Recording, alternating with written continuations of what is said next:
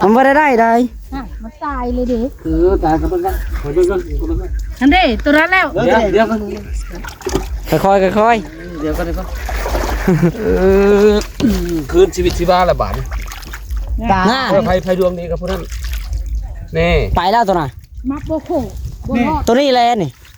งายเท่าบักล่างอยู่ แห้งละบาท โอ้ แห้งแล้วบักหยาเลย บ่รอด เสียก่อนจังหน่อย บ่รอดแล้ว ดูซีก่อนเถอะซีก่อน ตัวมันตายแล้ว ยังตายมันสิตายเลยไฟปอดไปดี เฮ้ยอะไรเอ้ย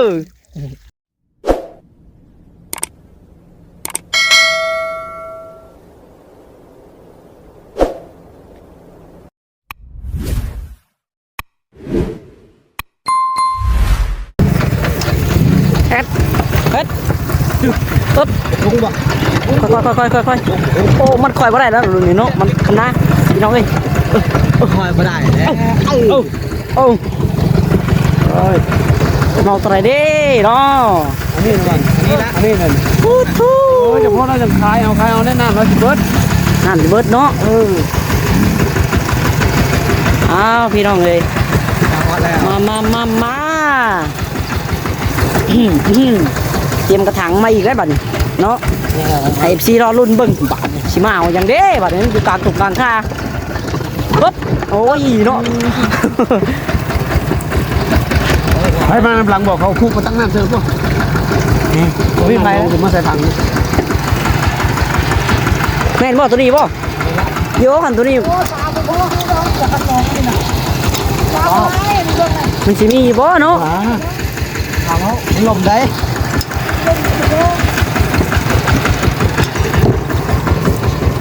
หลายแล้วป่า หลายบาท ว่าแต่น้องมันน้อยๆซื้อน้ำก่อนป่าลายทงก็ปล่อยลายทง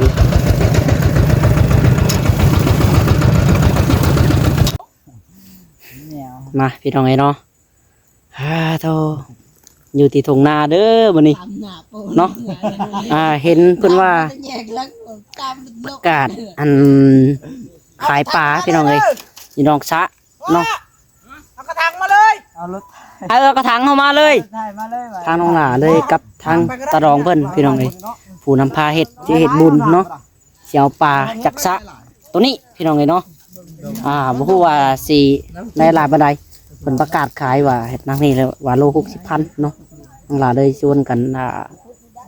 จังใดก็ต้องสิเฮ็ดบุญอยู่แล้วเนาะพี่น้องเนาะจังใดก็สิเฮ็ดบุญนี่เลยสิดึกเอาปลาในโซนนี้เอาไปปล่อยพี่น้องเอ้ยว่าสิเอาจัก10 โลเนาะพี่น้องเนาะ10 โลสิเอาไปปล่อย ได้เท่าไรก็เอาได้เท่าไรก็เอา ถ้าว่าบ่ฮอด10 โลก็ได้เท่าไหร่ก็เอา เพิ่นได้จักโลเนาะเอาเมื่อเช้าบ่เราบ่ได้ลงเด้ บ่ตัวนี้เฮาตึกไปปล่อยได้ตัวนี้ได้ไปปล่อยไปทำบุญนะตัวนี้เฮ็ดบุญอยู่พอจะบอก โอ้การเฮ็ดบุญกูปีก่อน ว้าบ่ได้ให้ได้ เอาเฮ็ดบุญเนาะไว้จะเอาปิ้งเอาตึกเฮาตัวนี้เฮาตึกก็เฮ็ดบุญก็เฮ็ดบุญเบิดเลย บุญทองบุญทองก็ตะแหลก จะเป็นพวงทางนี่แหละพี่น้องเอ้ยเนาะทางผู้ใหญ่ส่วนพาเฮ็ดพาทำก็ทางตะรองแล้วก็ทางพ่อพี่น้องเอ้ยทางตะรองมันว่าเอาปลาเอาไปปล่อยเป็นหยังวะจังไดก็ต้องเฮ็ดบุญเฮ็ดหยังแล้วก็เอาทางลูกหลานก็เอาก็เอาก็เฮ็ดว่าซั่นพี่น้องเอ้ยเนาะนี่เลยสิลองมาเบิ่งเห็นเพิ่นประกาศขายซะดอกเนาะน้ำก็สิบกแล้วล่ะพี่น้องเอ้ย เป็นตะมานอยู่บ่อย่าพ่อบอกแม่เนาะเลิกบ่นี่ได้ไปพี่น้องเดียวต้องละหันกล้องให้เบิ่งเด้อน้องก็สิบ่ปานใดเนาะขอให้มันมานเด้อเนาะสาธุพี่น้องเอ้ยขอให้มันมานเอามาเอาไปเฮ็ดบุญไปปล่อยเนาะบอล ตักเลยนี่แหละบอลที่เฮาสิเฮ็ดบุญพี่น้องเอ้ยปล่อยน้องชาน้องหลานนั่นแหละเนาะสิไปปล่อยลงในหนองพี่น้องเอ้ยบ่ฮู้ว่าสิได้ปานใดเดี๋ยวเนาะได้อยู่ตัวนึงพอบ่ มาดูมานี่เด้พี่น้องเอ้ย โอ้โธ่ ใส่กระสอบไว้แล้ว ของเพิ่นตัวน่ะไปเพิ่น ต้องหูรถ เพิ่นมาตึกให้โธ่นี่แหละพี่น้องเอ้ยน้องก็ได้เนาะ แน่ๆเอาถังมาเนาะ มาเอาไปปล่อยไปทำบุญเนาะจังใดก็ได้พี่น้องเอ้ย ดวงเนาะลูกควรอะไรนี้ได้อยู่ น้ำก็สิเบิดแล้วล่ะพี่น้องเอ้ยจำพ่อเพิ่นจะประกาศขายเนาะ นี่พายุโจ้นะแม่นะตัวใหญ่นะยันออกแล้วลูกก็มาเป็นอะไรพ่อลูกก็เป็นอะไร ตึกตัวนี้ก้อนแล้วมั้ง เขามาได้แล้วลงงมล่มบ่มันล่มบ่ มันออกนะตัวนี้ มันนอก ปุ๊บตัวใหญ่ นี่แหละอยู่ได้ลงละ โอ้ยมาก็ต้องมาให้สุดแล้วบ่ได้ก็ลง เลิกเลยเนาะกุ้มมาปีนี่ กุ้มแล้วนะ กุ้มบ่ คนเดินน้ำเอาคนที่เรา บ่กุ้มดอกกุ้มบ่ กุ้มน้ มึงคือกระจอกเดียวนะ กระจกกับกุ้ม มันเลิกเนาะ ดินเป็นดิน น้ำมันน้ำ น้ำดินนี่ ดินนั่นนี่ดินดง มีซุ่มเนาะ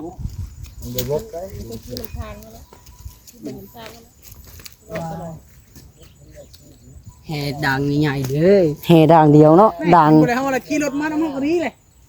ก็เลยย่างข้านี่ประหันเนาะ นั่นเอง ว่ารับกันแล้วมันบ่ได้ไล่แล้วอ่ะ ขี่รถมานี่ก็ว่าเลย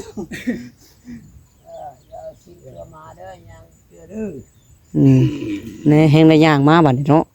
เราขอขึ้นรถมาเมื่อกี้นี่เซตไปช่างวันแห้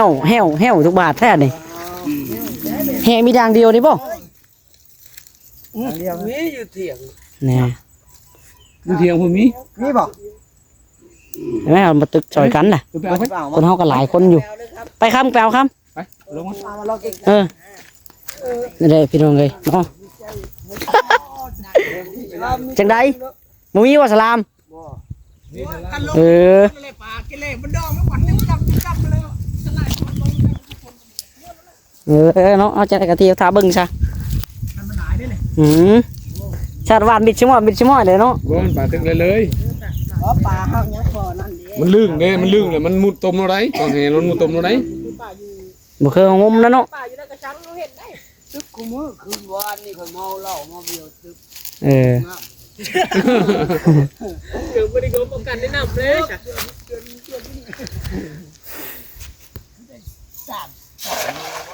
ฮะคนโทรมาไม่ได้ปลาปอ30 ปลายโล 30ปลายโลป่ะโมเมนเบิดบ่จักจ้ะ30ปลายโลแหละขึ้น 3 โล 3 โลบ่ คิดว่า30 ปลาย ยง ด้วยลงแม่น่ะพายขึ้นเลยลงแม่พายขึ้นเลย ลงน้ำมันเย็นได้ลงน้ำตะเกาเสือแกเองเนาะลงมาแล้วนะ แก่ช่างเนาะ ขาดเพราะแห้ง โอ้ยมันตัวใหญ่มันโมโลดดอก โอ้ดึง เย็นโอ้ยบ่เลิก บ่เลิก โลดเสียงนี่หัวเลยแหละ ไปเปลี่ยนกันลงเทื่อละ2 คน ได้เจ้า นี่ถือกันนี่เห็นบ่กันลง เลิกบ่คำโอ้ เห็นนะแม่ ก็ทำมาดีกันเนี่ย ไปสิรับไปถือกัน บ่เลิกกัน เธอเงินดิไม่หรอก เฮ็ดเอาบ่หรือว่าของแท้บ่ของแท้แล้วเนาะ เดี๋ยวครับ เรื่องมือนั่งอยู่เดี๋ยวมันติด กำลังย่อง ตัวนี้ก็คือก ำลังย่องว่าบ่เลิกเนาะ แกเข้า คนหูดจะโรย ครับบนรูปนะโป๊ะใช่ไหมนะ โปะลงแล้วมันไล่ลง โป๊ะข้างก้อนเห็นว่า มันไล่ลงเองเลยบิดจะบ่อย เฮ้ยมีดถูกทัดได้เห็น อย่าโตอย่าโต เดี๋ยวมันเอางมหมดช่วยกันไหม เราไม่ดำ อย่าดึกขึ้นมาเด้อตัวน้อย โอ้ตัวยันตัวนู้นตัวนี้เท่านั้น อย่าดึกขึ้นมาก็ย่าตัวน้อยโอ้เด็ดตะกางพุงนั่นจะเบิ้งตัวน้อย พี่เด้พี่เด้ตรงกลางเลย เอาทารุ่นพี่น้องทารุ่นมิ่งมีแต่หัวอย่างเดียวแต่ทารุ่น พายขึ้นนี่ บ่ทันครับบ่ทันบ่ทัน เอา รุ่นน้ำมันเลิกเด้มันเอายากแน่ เลิกมันยังเอาบ่ทันได้จังหวะมัน กระโดดพดออกเลยเด้อโอ้ตัวน้อยมันบ่เห็นเลยแหละบ่เห็น เฮ็ดหมดแล้วทางน่ะอึ๊บเฮ็ดไฟจวดบาดนี่ ไล่เลย โอ้เป็นจังได๋ บ่ทัน บ่ทันบ่ มันเล่นแห้ง มันใหญ่เนาะใหญ่ ช่วยลงมาช่วย น้องไม่ช่วย ไว้เนี่ยแหละ น้องไม่ดำต้องช่วยกันไหม มันก็หัวส้นกันไล่กันมีประธานไปเลยคันลงแล้วเอาเงินตัวนั้นพร้อมคันไปลงอีกเงินลาวนะ เฮ็ดเอาอีก แก่เลย อยู่ในดำเนาะอันไหนให้เผาจนเฮาอยู่ลงขึ้นลง กันบ่ บ่ทันนะ สู้ดีบ่ บ่สู้บ่ เอาแล้วไปสิลงเอาลาวลงเลย ไปใช่ แม่มันออกไปไหนแล้วมา แก่เฮียงข้างเดียวแก่ภาพ2ด่างเลยเนาะแก่แบบ2หยั่งกะเจกันนะแค่เผาทันแค่เผางบมาบ่นี่นี่คือบ่ทัน ลูกเลยค่ะ เอาแล้วหมดแล้วทางน่ะ แต่สู้น่ะบ่ทันสักโตมันแกจนมาเห็นแล้วบ่ ลุงแก่คู่เลยเนาะบ่ทันซะไวพอ โอ้น้ำเลิกน้องเอายากเลย ยากขนาดนั้นเลิก แม่มันมีเผาแมวมีเผามันก็ดีแล้วยังไม่ยันปากเลย เขาไม่เห็นได้ลงแต่เก่า ทันบ่ แม่นแรงเขาว่าใช้วิชา หมดบ่ได้ก็บ่ทันเนาะ เอาให้ไปเผาลงมา ต้องหลายๆคนได้ช่วยกันอย่างทัน ลงไม่ด้วย ลงไหนร่นอยู่บนที่แดงนี่แกเสือ ลงมาจืด บ่เป็นหยัง ตัวใหญ่เนาะ ถามว่ามันที่ไหนหรอ ทุนทัน เอาลงไปเลยบาดนี่ ที่เขาฟังนี่เขาฟัง เออ นี่เขานี่เขานี่ แกคู่เลยนะเนาะ อืม จับนี่ เดี๋ยวมาดองตัวเฮาก็มีอันนั้นอยู่หลายๆผมก็ได้ แกเขาฟังแกไปซื้อหนาให้มัน จังว่าเบิ่งคือกระจอกเดียวมันตายชิบุเลิกเนาะ เลิกนี่ตัวเดียวตอกดิ เขาคู่ฟังเลยดึงเขาคู่ฟังเลยเขาดึงเขาคู่ฟังเลย ไปช่างไปช่างมาเลย เฮ็ด ล้นพี่น้องล้นให้แรกเนาะ โอ้ มาแล้วให้ แล้วดีบ่ช่างนี่โอเค เออเนาะจังซี่ พูดมาเลยไปเท่าไหร่ ปด นี่ขอแบบนั้นนะ นะปะขอเจ้าเฮาสิเอารุ่นนี้แหละเฮานะ ได้หน่อยก็เอาน้อย เออ ไม่ถังไปมาตั้งไว้เดียวหล่นมือมันตกน้ำห่าง หมดเฮ้ยไป ไอ้แน่มันไก่ ไก่ๆเนี่ยเนาะ มาแล้ว มาแต้มแรกน้ำจากหน่อย โอ้เอามาอีกบ่ คือได้อย่าน้ำได้ปะ ขึ้นไปเอาคู่น้ำเพิ่นเด้อ อุ้ยเห็นเนาะยอดลงวะโอ้ ดังว่าดัง โอ้ยพี่น้องเอ้ยเนาะเปลี่ยนน้ำไปเมื่อกี้นี่เนาะ นี่ ข้าวแน่มันจังหวะต้องลายแล้วบ่นี่ได้แล้วลายแล้วโอเคฮะ เขาใหญ่บ่เป็นไร เออ บ่ครับบ่คอ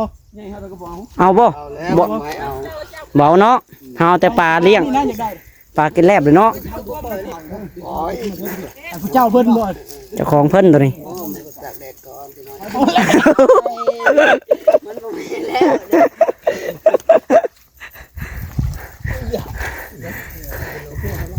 ตึงหัวได้เนาะ อุ้ยไปตึกแนวน้อยมันนั้นจะชอบฝ่ายซื้อตัวใหญ่กว่านี้เนาะอย่าลงว่าชิลากอ่ะบ่ลงแล้วตัวนี้คนพาจะลง โอ้ย ตามอำนาจเนาะ 2ตัวโลได้ทั้งในจานบ่ฮอดดอก2ตัวโล ทันบ่ทางนี้ ด้วยเอา ปลาเลี้ยงให้มันได้เดี๋ยวน้อยลากันมือเอาเด้อถ้าถาเพชรทีเดียวละ เอาอยู่เออ เอาโลดทำนั่นแหละ ดูนะ ค่อย เอาบ่วะ เอาเลยอันนี้ก็เอา เผาลงก่อนเผาลงมันกินเอาเขาไม่ได้โน้เลยเขาไม่ได้ ส่งสิเลิกอยู่เนาะโอ้ทุกเบิ่งว่าเบิ่งคือกระจกเดียวก็เลิกกะลีหรอ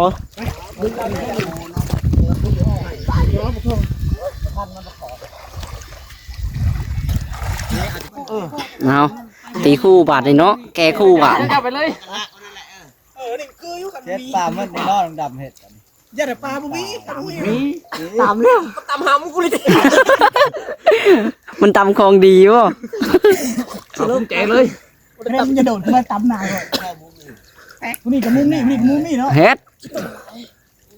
ลมมาลมมาแล้วเนาะ กับบุรุษบ่ได้นี่ เออ เฮ้ยลมดึงลมมาเป็นได้ เป็นไฟอยี่นั่นน่ะ โยเกคือตัวมุ้ง บ่ ข้อน มีแต่ปลาคอเนาะ หลาย ปลาคอปลาร้ายตัวที่เฮาบ่อยากได้ปัด ที่เขาชูดนะปลาข้อก่อน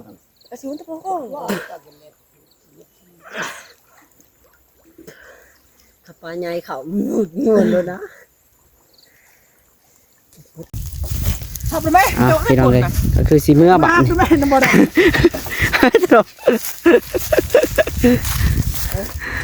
กลับเมื่อมาดิโป้ต้องเปล่านักรีรอเนาะพี่น้องเลย เต็มถัง เต็มทางเบิด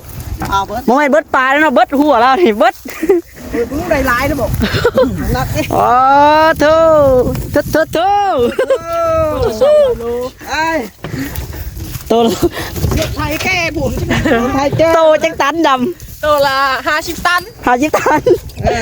เต็มถังเลยตัวเดียว เต็มทางใครดูดำ เด้อ หนึ่ง เรียกเต็มถังเลย เจ้า โอ้ นะมันก็คูนั่นน่ะ มวนมันในปลาทองโตพี่น้องเลยมาได้ชำนี่กาวทำนี่ไอ้กับเมื่อบาทนี่ มันหวานเนาะมันย่านเขานะมันมุยปลา นี่ป่า มีมันก็ได้แล้วนุ นี่มันมาหลาย นี่ก็ บอทั้ง ป่าเฮาอยากได้ อืม ป่าแล้วแม่นจริงที่เฮาอยากได้ แมน จริงที่เฮาอยากได้บ่มี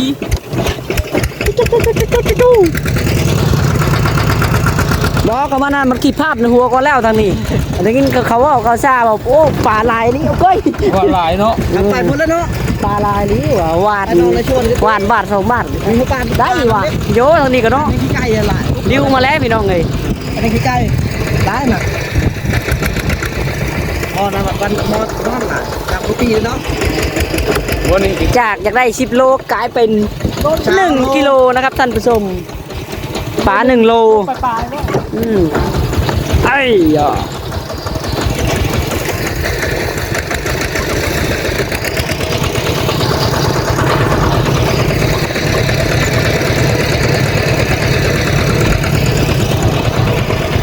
มาได้ปลา2 ตัวนั่นแหละอยากให้เจะมาเบิ้ง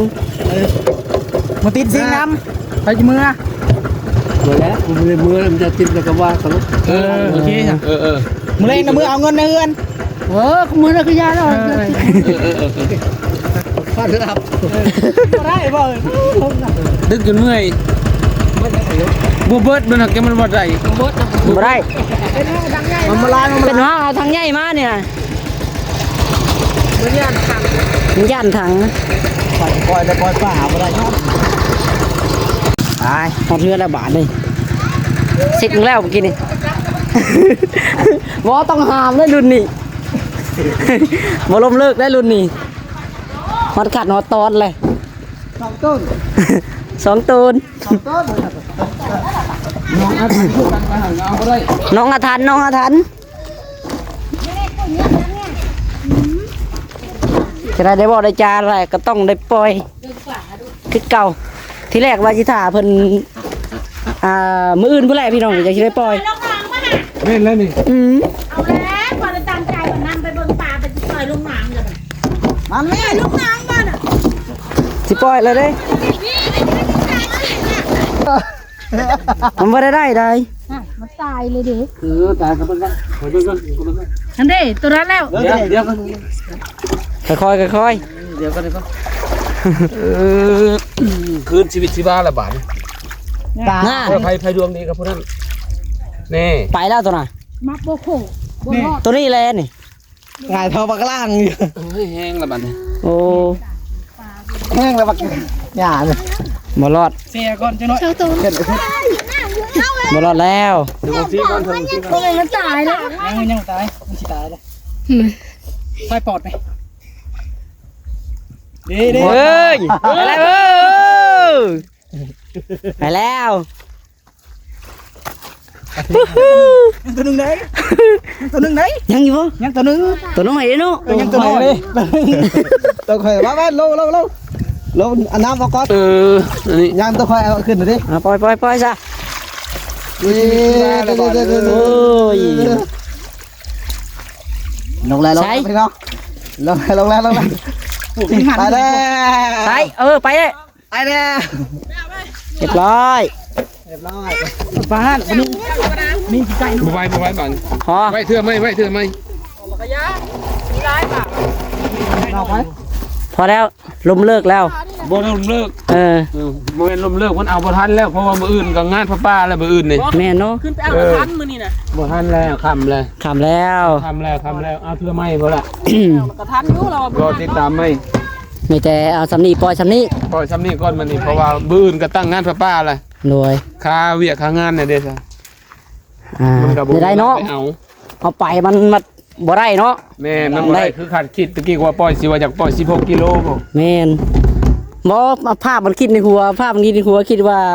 ไปแล้วปลาชิดองปึ้งปังอะนะ แม่ เมื่อเราไปซ่องเบิ่งน้องมันจักบ่ได้บาท ใช่ป่ะ น้องมันปล่อยแล้ว 2ตู้3ตู้ ครับเด้อได้ไทยชีวิต2ตัว3ตัว ชุมนั่นบ่อยากมาน้ำชุมนั่นบ่อยากมาน้ำ อย่ามัน น้องน้อยนี่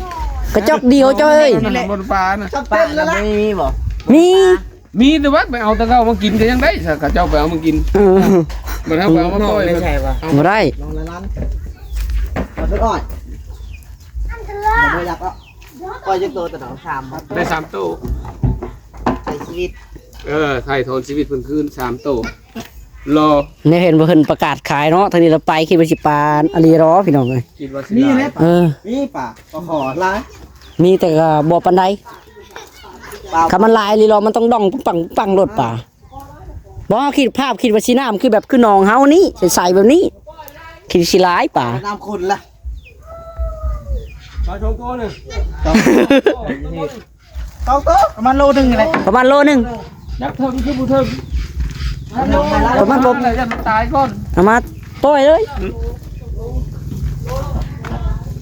มันสิเป้าต่อบ่บ่ไปแล้ว พอแล้วลมเลิกไม่แต่ เทื่อไม่พุ่นแล้ว แม่น มีโอกาสไหมพุ่นแล้ว มีโอกาสใหม่อัน ไปไหม ในวัดว่าเฮาก็ยังบ่แล้วเนาะ แมนมันยังหลายอย่าง มันยังหลายอย่างอยู่ บื้ออื่นก็ตั้งพระบาอีกกับข้าเวียก เดี๋ยวจะเราอยู่บนประนาม บ่มีแต่ จะไม่พุ่นแล้ว เฮ็ดอยู่เฮ็ดกินเฮาและบัดนี่มีข้าวเวียกเฮาบัด มันจะ ซอยชิ้นซอยไข่ไว้ได้เขาว่าสิซอยกันเดี๋ยวซอยบ่พอมื้อนี้ ช่วยแล้ว ซอยหั่นไปตอนเนาะเขาว่าสิเฮ็ดลาบเฮ็ดก้อยก็ได้ เนี่ยผู้บัตรเป็นว่าผู้พันเรียน โทษไปพี่น้องโอเควันนี้เนาะเดี๋ยวโทษ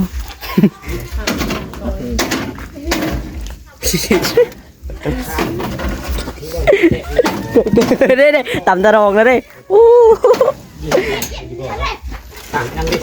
พี่ก็ไม่อินเลยจ้ะหนูแพงเลย ศาสตร์จะนี่ ไปพี่น้องโอเควันนี้เนาะสำหรับคลิปนี้ก็จะขอตัวไปก่อนพี่น้องจะไรกันเนาะบ๊ายบายสบายดี มี